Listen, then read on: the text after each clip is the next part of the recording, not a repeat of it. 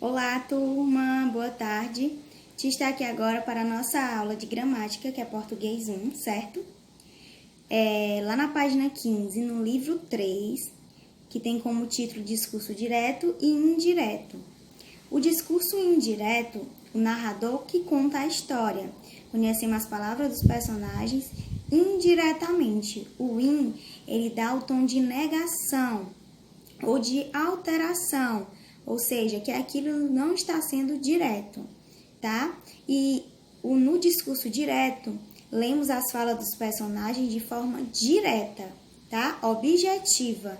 Geralmente ela é separada do discurso do narrador por travessão, que é aquele tracinho, ou por aspas, que é no início e no fim da frase.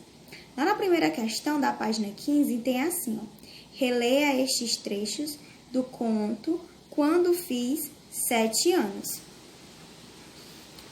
Vamos lá, ler o trecho. Ele me explicou, mostrou que a agulha estava sem funcionamento, balançando, e sacudiu a bússola, fazendo um barulhinho parecido com o de um chocalho.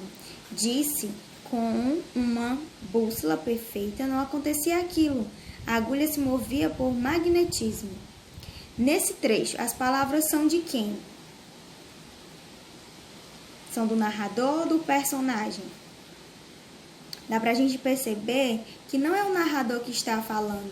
Tem alguém falando o que o personagem fez, não é? E depois tem uma frase entre aspas, né? Uai, sobrinho, você sumiu lá de casa. Nesse trecho, as palavras são do narrador ou de o personagem?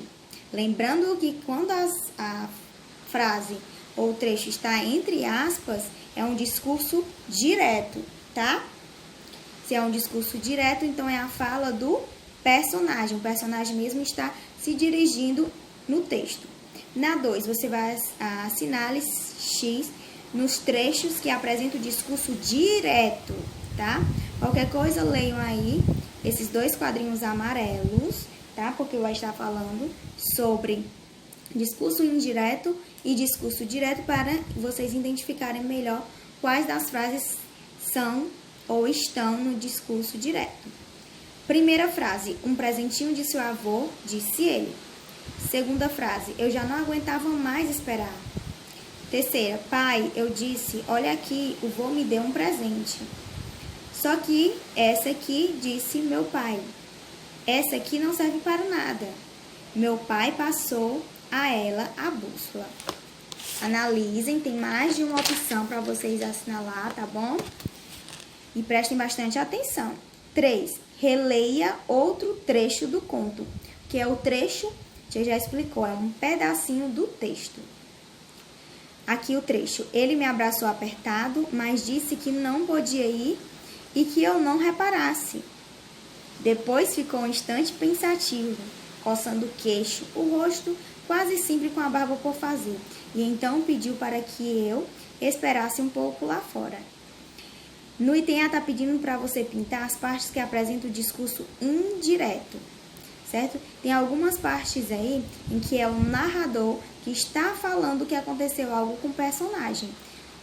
Tem 2 frases aí, 2 frases que vocês vão identificar que está no discurso indireto, certo? Tá falando, é como se o personagem estivesse falando, mas quem está falando é o narrador, certo? Depois disso, você vai reescrever o trecho. Esse trecho, aí onde está na terceira questão, você vai escrever ele lá no item B. Só que você vai transformar as partes que você pintou, as frases, né, do discurso indireto lá nas frases, você vai transformar elas em discurso direto. Como, tia? Você vai pegar essas partes que você pintou e ao escrever ela aí no item B, você vai colocar aspas no início e no final da frase. Mas prestem atenção na frase que vocês irão estar pintando, certo? Porque tem que estar no discurso indireto, tá?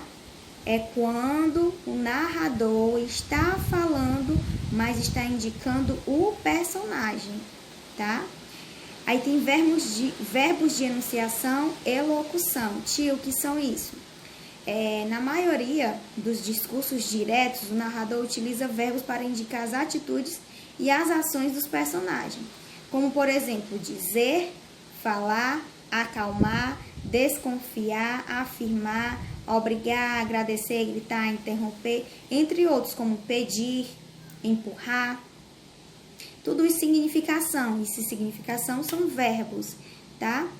E podemos identificar aí uma parte do trecho do conto que apresenta verbo de enunciação antes da fala. Tem a fala, mas antes tem um verbo de enunciação, como por exemplo, ao meu ver, ele disse.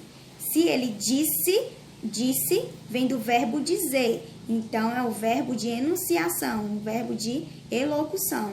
Então, você vai colocar, ao meu ver, ele disse. E vai colocar a frase que vem depois. Ou então, você pode estar escolhendo outra, mas que tenha antes da frase, tenha que ter um desses verbos. Falar, acalmar, obrigar, afirmar, certo? Prestem bastante atenção, porque no texto vai aparecer vários verbos de enunciação, mas vocês têm que perceber antes e tem que colocar o que vem também depois dessa fala, tá? A frase. Então, essa é a nossa aula de gramática de português 1. Tchau, tchau e aguardo as atividades.